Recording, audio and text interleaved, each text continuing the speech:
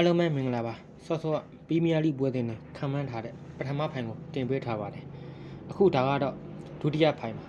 ဒီဒုတိယဖိုင်ထဲမှာလက်ဆောင်ပွဲတစ်ပွဲပါပါတယ်အကြိုက်ချင်းတူရင်အော်လိုက်ပါအခုဒုတိယဖိုင်ပွဲကြို3သက်ချက်မလုပ်ပေးခင်မှာကျွန်တော်ရဲ့ channel ကို like and subscribe လေးလုပ်ပေးဖို့မြတ်တာရက်ခံအပ်ပါတယ်ကဲစလိုက်ကြရအောင်ပထမဆုံး3သက်ခံမှန်းပေးမှာတော့ဂျာမန်ဘွန်ဒက်လိဂါကလပ်လီဗာပူးစင်နဲ့ဒုံမုံပွဲပဲဖြစ်ပါတယ်အဆင့်3နဲ့4အထက်အောက်ရည်တည်နေကြတဲ့အသင်းနဲ့တင်းတွေ့ဆုံရတဲ့ပွဲလည်းဖြစ်ပါတယ်အရှင်လီဗာပူးစင်အသင်းဟာပြိုင်ပွဲဆုံးနောက်ဆုံး5ပွဲမှာ4ပွဲနိုင်တပွဲရှုံးနေထားပါတယ်ဂျာမန်ဘလူးကြီးဘိုင်ယန်မြူးနစ်ကိုရှုံးနေထားခြင်းဖြစ်ပါတယ်ဘိုင်ယန်မြူးနစ် 3-0 လီဗာပူးစင်ဘီမီကာ 0-1 လီဗာပူးစင်ချန်ပီယံလိလီဗာပူးစင် 6-0 ဟိုက်ဒဟိုင်ဟူဘတ် 1-3 လီဗာပူးစင်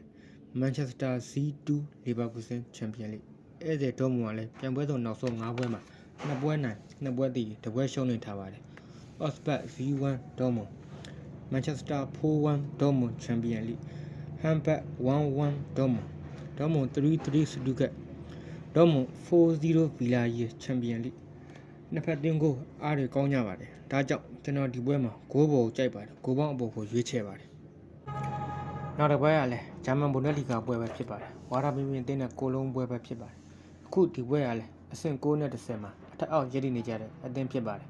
ဝါရာဘီမင်အသင်းဟာအင်ကွက်2ပွဲဆက်နိုင်ထားပါတယ်ဝါရာဘီမင် 1-0 ယူနီယံပါလေဝါရာဘီမင် 2-1 ဟူဘတ်အဲ့ဒါကိုလုံးကလည်းအဝေးကွက်2ပွဲဆက်ရှုံးနေထားပါတယ်ဒေါ်မွန် 1-0 ကိုလုံး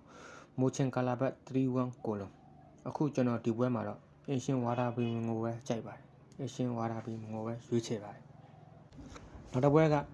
အီတလီစီးအေပွဲဖြစ်တဲ့ AC မီလန်နဲ့လာဇီယိုပွဲပဲဖြစ်ပါတယ်အခုဒီပွဲမှာအင်ရှင် AC မီလန်ကတလုံး30အနိုင်ပေါက်ပါတယ်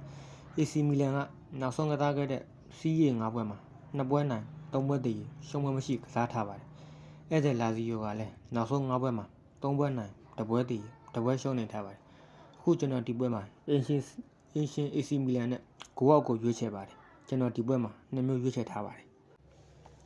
နောက်တစ်ဘက်ကပြင်သစ်လူကူပွဲဖြစ်တဲ့မာဆေးအသင်းနဲ့တူးလုပ်ပွဲတင်မှာဖြစ်ပါတယ်အခုဒီပွဲမှာအရှင်မာဆေးကတလုံး30အနိုင်ပေါက်ပါတယ်မာဆေးဟာပြင်သစ်လူကူနောက်ဆုံး3ပွဲဆက်မရှုံးခဲ့ဘူး3ပွဲစလုံးအနိုင်ကစားထားတယ်တူးလုပ်ကလည်းနောက်ဆုံးကစားခဲ့တဲ့5ပွဲမှာ3ပွဲတည်2ပွဲရှုံးနေထားတယ်နိုင်ပွဲမရရှိပါဘူးအရှင်မာဆေးဟာအခုရမှ28မိနစ်ဒုတိယနေရာမှာရောက်ရှိနေပြီအဆင့်1က PSG ကိုနံပါတ်အကွာနဲ့ဖိအားပေးနေတယ်အခု PSG ကလည်းဒီနေ့ညမှာမိုနာကိုကိုအဝေးကွင်းမှာတွားကစားရမှာဖြစ်လို့PSG ဖွဲ့ချက်နေတဲ့အချိန်မှာမာဆေးအသင်းကအဲ့ဒီအခွင့်အရေးကိုအတုံးချပြီးမာဆေးကတူးတော့အနိုင်ကစားမယ်လို့ယုံကြည်ထားမိပြီးအခုကျွန်တော်မာဆေးကိုလက်ဆောင်ပေးပါတယ်မာဆေးပွဲကိုကျွန်တော်လက်ဆောင်ပေးပါတယ်နောက်ဆင်းနေကြတဲ့မိတ်ဆွေများအကြိုက်တူလီအော်ပါနောက်ဆုံးအနေနဲ့ကတော့စပိန်လာဒီဂါကလပ်အက်တလက်တီကိုမတ်ထွစ်နဲ့ဂျီရဲအိုဘီတိုပွဲပဲဖြစ်ပါတယ်အခုဒီပွဲမှာအေရှန်အက်တလက်တီကိုမတ်ထွစ်ကနှလုံး40အနိုင်ပေါက်ပါတယ်အခုကျွန်တော်ဒီပွဲမှာအရှင်အက်တလက်တီကိုမတ်ထွစ်ကိုပဲကိုပြက်အနိုင်ရရှိမယ်လို့ယုံကြည်ထားပါတယ်အရှင်အက်တလက်တီကိုမတ်ထွစ်ရွေးချယ်ပါတယ်